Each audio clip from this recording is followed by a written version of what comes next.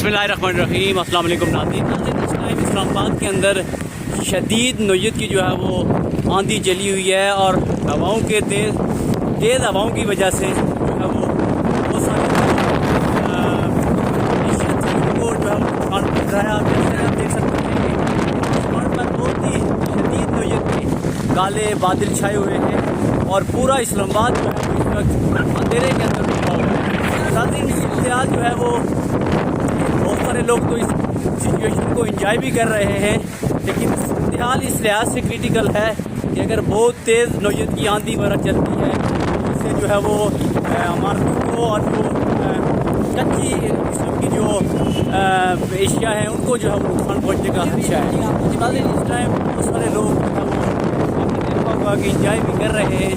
आप देख सकते हैं कि मौसम जो है वो बहुत ज़्यादा क्लाउडी है और पूरा इस्लामाबाद जो है अंधेरे के अंदर जो है वो डूबा हुआ है और बहुत सारे लोग इस सारी सिचुएशन को जो है वो एंजॉय कर रहे हैं।